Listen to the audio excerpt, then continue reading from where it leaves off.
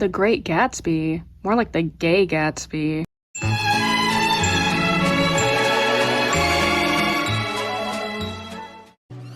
The Great Gatsby is a novel by F. Scott Fitzgerald released in 1925. The novel follows a young man named Nick Carraway as he befriends a wealthy man by the name of Jay Gatsby and becomes enamored in his world and maybe even him. I find that this novel contains a heavy amount of queer subtext, although I don't think most of it was intentional, but it's definitely there. That being said, let's dive in head first.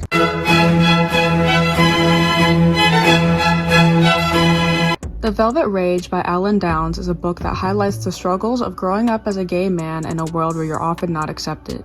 In this book, he states, "For many of us, long after we stop hiding the fact that we are gay, we continue to split off unacceptable parts of ourselves. We present a rosy picture of our relationship to coworkers, or we feign enjoyment at the dinner party thrown by a wealthy acquaintance just because it might increase our social status.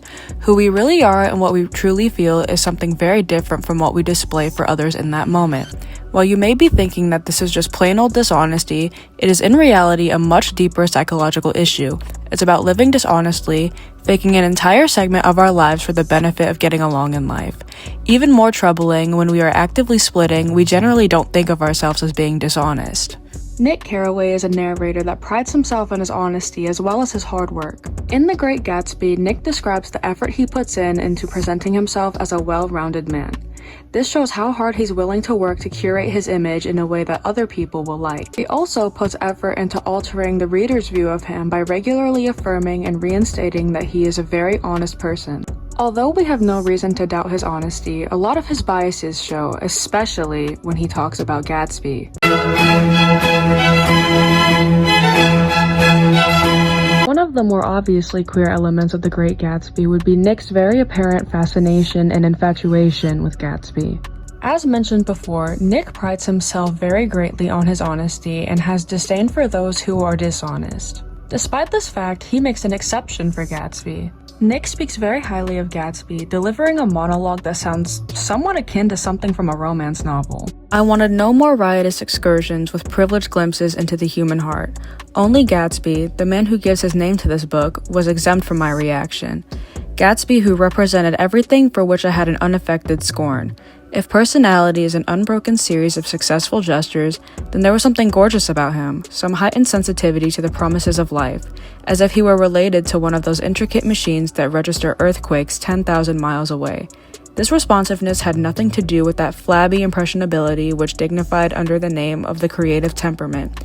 It was an extraordinary gift for hope, a romantic readiness such as I had never found in any other person, and which it is not likely I shall ever find again. No, Gatsby turned out alright at the end. It is what preyed on Gatsby, what foul dust floated in the wake of his dreams that temporarily closed out my interest in the abortive sorrows and short-winded elations of men." On top of that, Nick also delivers this line to Gatsby. "Jay! They're a rotten crowd. You're worth the whole damn bunch put together." Despite the fact that Gatsby is equally as materialistic and dishonest as the other people around him, Nick holds him higher up. Nick makes exceptions for Gatsby, seeing him as morally superior or more special than those around him. Though in reality, Gatsby's really not much different. Which poses the question, why does Nick make exceptions for him? Maybe Nick is in love with him. Overall, I interpret The Great Gatsby to be a story that follows men who are closeted. Once again, I don't believe this writing was intentional, but it's really hard not to pick up on it.